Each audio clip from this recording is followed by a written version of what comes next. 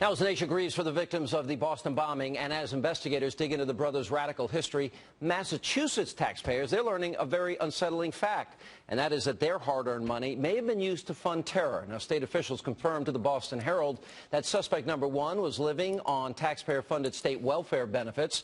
Records also show that he was given a taxpayer-funded attorney when he faced assault and battery charges back in 2009. His wife, Catherine Russell, who converted to Islam for him, was also receiving government aid at one point. And according to documents, the couple's benefits stopped last year when they no longer met the income eligibility limits. We're also learning that when the brothers' parents were living here in the U.S., the entire family was receiving various types of handouts, and it was all thanks to the people of Massachusetts. Now, here with reaction to the growing concern that taxpayers unknowingly supported terrorism, Fox News contributor Joe Trippi and radio and TV talk show host. He's a great American, and he's the host of the Bill Cunningham Show, a Sean Compton production.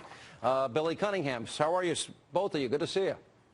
Good to be with you, Sean. Great day to be an American. It is. All right. Before I get to the money issue, which, Joe, we're going to agree, this is outrageous, right? Here, America funding, helping the whole family out. We're funding. I think every American is against welfare for terrorists. Yeah, absolutely. Okay. Now let me go back to where we were with Mayor Giuliani. I want to play Barack Obama. He's asked an interesting question. Notice how he won't answer it, though. And he was asked this question in Mumbai about, what do you think of jihad?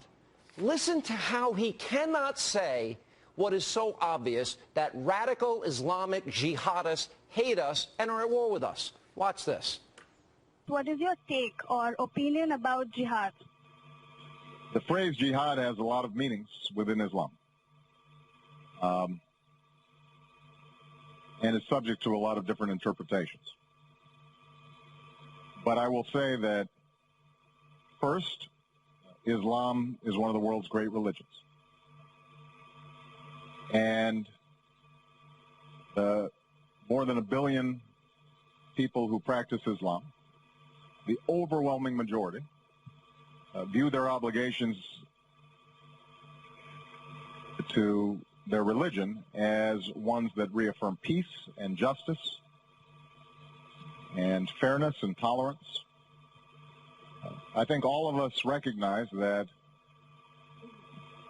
this great religion, in the hands of a few extremists, has been distorted to justify violence towards innocent people that is never justified. Billy Cunningham, why is this president so pathetically weak that he can't acknowledge a simple truth? Help me out, Bill Cunningham. Sean Hannity, maybe his middle name is a clue, and also the fact that he spent most of his childhood practicing the Muslim faith. And so I think, of course, he's a Christian now, but we have to understand where he came from. He said the sweetest sounds he's ever heard is prayers at sunset. So without orientation, I think it's hard for this president to say anything other than Muslim jihadist terrorist, because it runs contrary to the things he was taught when he was a boy in Honolulu and Jakarta, Indonesia. And he's become a Christian later, which I accept completely. But there is something fundamental about his incapability to call what happened in Fort Hood was a wake-up call. And I think Rudy said it best. Rudy Giuliani sent the message to NYPD after 9/11, what was expected. And I think Obama is sending a similar but a different message after Fort Hood, after Benghazi in Boston. A different message is sent to the bureaucracy to be careful how you label terrorists, because it might be unfortunate. He's talking about hugs instead of thugs, and it's got to change. Benghazi to Boston, what's going to happen next? I think Rudy said it best. He's got a pre-9/11 mentality, and it's getting us killed. He said it was worse than that. Joe Trippi, was what happened at Fort Hood when majors, was that terrorism? I think there's something really wrong with Bill has to go after the president's middle name as some kind of an attack. Wait. Bill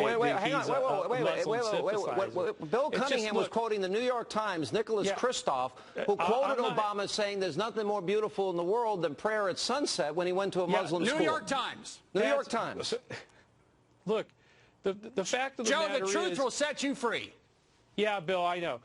Sean, look, you said something really interesting when you were talking to Mayor Giuliani. You said that if you were a peaceful abiding, moderate Muslim, you'd be angry at the extremists.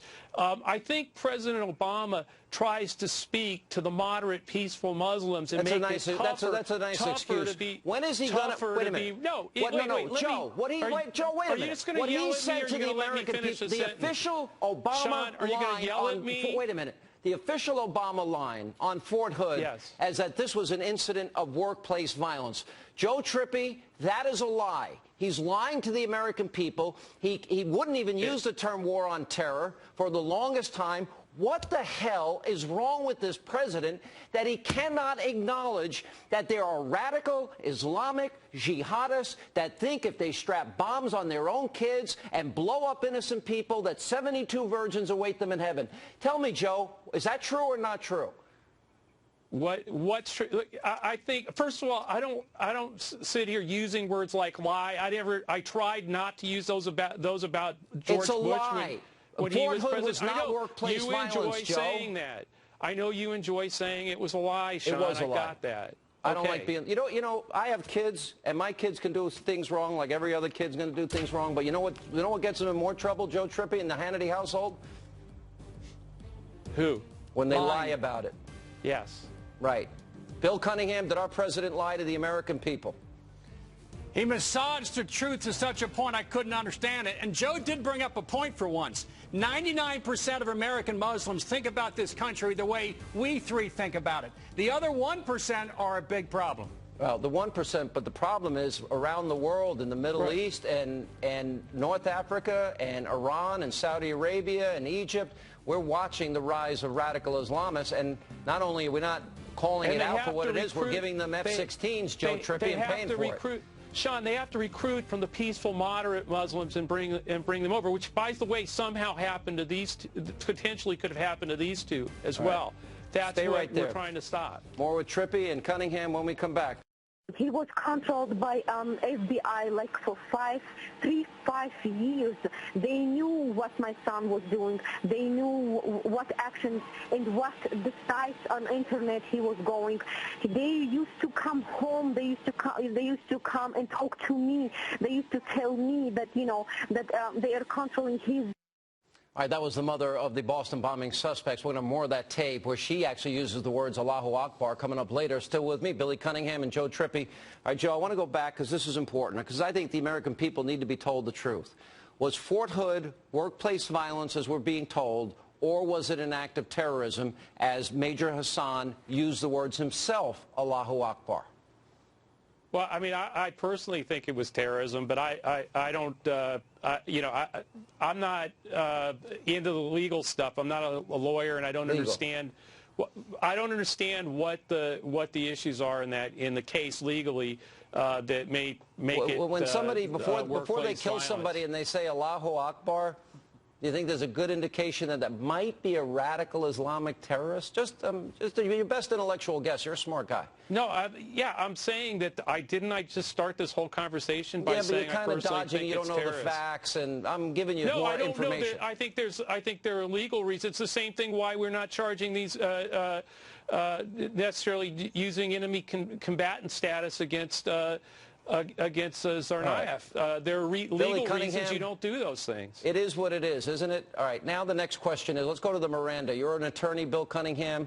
Was it a mistake to give a Miranda? You have the right to remain silent. Miranda rights to this terrorist. I enjoyed listening to Lindsey Graham, who said we can designate and then later on change it. We have to, because he's 19, probably emotionally immature, get as much information as is possible. He's got a federal public defender now. There's no way any more information is going to come out of the younger bomber at this point. Why not wait a week, 2 weeks, 3 weeks? It would have been fine and get all the information. I would imagine when the mother and father come. And by the way, the mother has a warrant out for her arrest for grand theft, for stealing clothes from Lord & Taylor's, and she's also a welfare cheat and a chiseler, and she's going to come here. She ought to be arrested. the foot that steps first on American soil, she should be arrested for what she's done. Imagine we taxpayers like Joe, Sean, and I, we are financing jihad. It was $21,000 a year at University of Massachusetts, Dartmouth, for the younger bomber to go to school. You had gasoline, insurance, cars, clothes. He was a pothead. You had the older bomber who was an amateur boxer flying all over the country. We're talking serious money. And according to one source, it was $600 for the fireworks. We're talking thousands and thousands, tens of thousands of dollars, some of which came from us, but the majority of which came from somewhere. I say, Sean Hannity, like in Watergate, follow the money. And they want to call this a lone, two lone wolves. There's more to it. How much does it cost to travel to the Caucasus? Tens of thousands of dollars. Where'd that money come from? Well, especially, there's no way. And this is the problem. As soon as you give Miranda rights, they have the right to remain silent. Any good lawyer worth their salt is going to say don't talk. But we already have the conviction because we have enough evidence to convict the one remaining terrorist. So the question is, why don't we determine, Joe Trippi, if there is threat of another imminent attack, if there is a foreign connection, where did the money come from, what other people may be involved, are there sleeper cells in the country? Why not do that? Because, Sean, unfortunately, the law that speaks to this, which was written right after 9/11, names al-Qaeda, Taliban affiliates. You have to be a member of the, and thus far, there's no evidence that that was the case with these two guys. Wait a minute, how are we going to find out? Well, who did he go see in Russia for however many months? Look, we can fight about this all we want. The better thing to do is to change the law so that it includes groups beyond we already those have two, the ability. because that. We didn't have to Graham wrote the Mirandize law, and he said, don't do it. Don't Mirandize. Get the information. The conviction is almost irrelevant. No. He's going to be convicted. I want to get the information. Right. I want to know if there's another imminent threat. I want to know if there are other sleeper cells in America. I want to know who funded this. Yeah, well, apparently liberals don't. Because you're not willing to take the steps necessary. There was no, look, it's not just what he's saying, it's that the fact that there was no chatter going on after this, that no groups claimed it. I mean, there's all kinds of different things. You don't know, and you're not going to find out unless you interrogate him and dunk his head in water. Good grief. We need a 9/11 commission. I want to see a 9/11 type commission. That's what I want. Me too. All right, guys, good to see you both. Appreciate it.